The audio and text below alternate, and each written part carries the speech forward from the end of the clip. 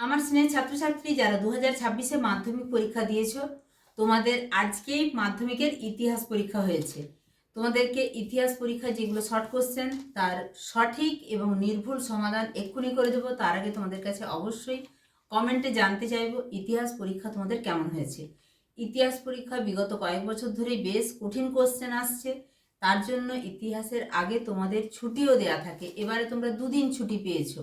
যাই হোক, কমেন্ট সেকশনে অবশ্যই জানিও তুমি কত পার্সেন্ট ইতিহাসের নম্বর পেতে চলেছ।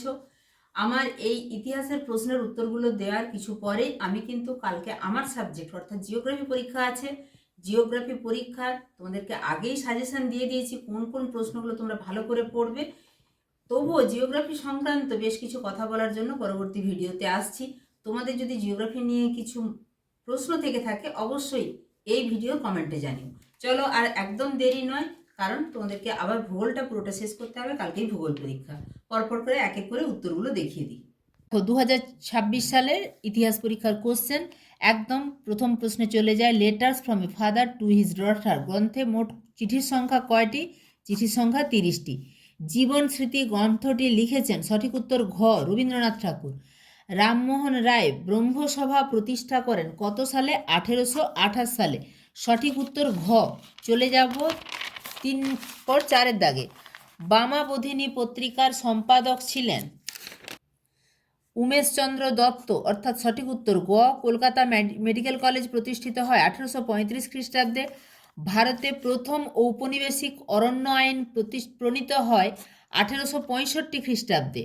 গয়া মুন্ডা অন্যতম নেতা ছিলেন যে বিদ্রোহের? সেটা হচ্ছে মুন্ডা বিদ্রোহ। সঠিক উত্তর গ। 19 শতককে সভা সমিতির যুগ বলেছেন? সঠিক উত্তর ঘ ডক্টর অনিল শীল। বন্দে মাতরম সঙ্গীতটি রচিত হয় 1875 খ্রিস্টাব্দে। ভারত সভা প্রতিষ্ঠিত হয়? সঠিক উত্তর ঘ 1876 খ্রিস্টাব্দে। পরের প্রশ্ন 11-র দাগে। বসু বিজ্ঞান মন্দির প্রতিষ্ঠা করেন জগদীশচন্দ্র বসু। ভারতে হাফটোন প্রিন্টিং পদ্ধতি প্রবর্তন করেন? সঠিক উত্তর খ উপেন্দ্র কিশোর রায়চৌধুরী। এরপরে 13-র দাগে। নিখিল ভারত ট্রেড ইউনিয়ন কংগ্রেসের প্রথম সভাপতি ছিলেন? সঠিক উত্তর ঘ লালা লাজপত রায়। 14 বারদৌলি সত্যাগ্রহ আন্দোলন হয়েছিল? সঠিক উত্তর ঘ গুজরাটে। দেশপ্রাণ নামে পরিচিত ছিলেন? সঠিক উত্তর ঘ বীরেন্দ্রনাথ শাসমল। দুকুড়ে বালা দেবী যুক্ত ছিলেন স্বদেশী বা বিপ্লবী আন্দোলনে? এখানে গ সঠিক উত্তর বিপ্লবী আন্দোলনে। কনকলতা বড়ুয়া শহীদ হন কোন আন্দোলনে? ভারত ছাড়ো আন্দোলনে। চলে যাব পরের প্রশ্নে। চলে যাব 18-র দাগে। দলিতদের হরিজন আখ্যা দিয়েছিলেন? সঠিক উত্তর ঘ গান্ধীজি। ভারতীয় সেনাবাহিনী গোয়া দখল করেন 1961 খ্রিস্টাব্দে। হরি সিং রাজা ছিলেন কোথাকার? কাশ্মীর রাজ্যের।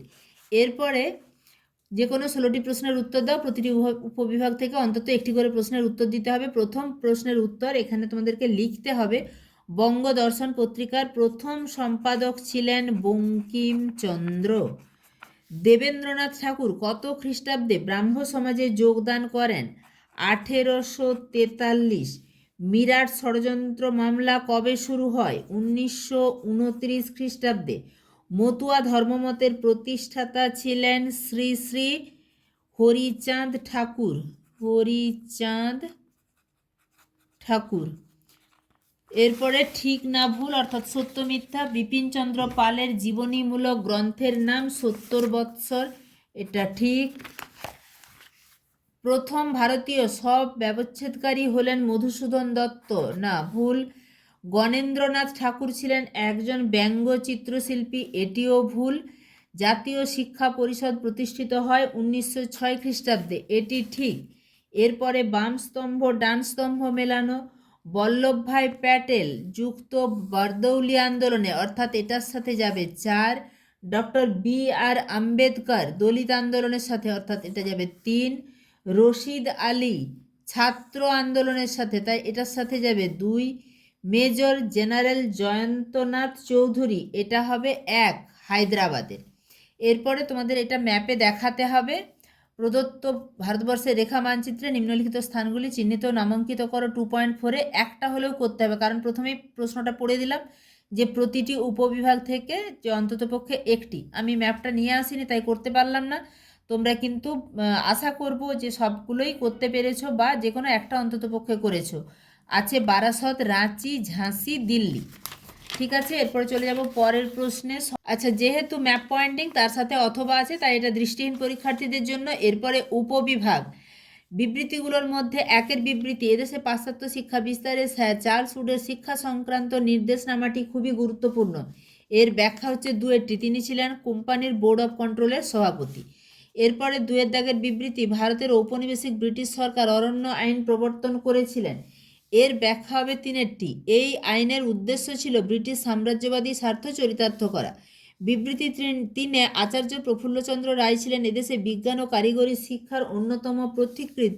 এর ব্যাখ্যা হবে তিনেরটি, তিনি ছিলেন বেঙ্গল কেমিক্যাল অ্যান্ড ফার্মাসিউটিক্যাল ওয়ার্কসের প্রতিষ্ঠাতা। এরপরে চারের দাগে, মোপলা বিদ্রোহ অনুষ্ঠিত হয় 1921 খ্রিস্টাব্দে।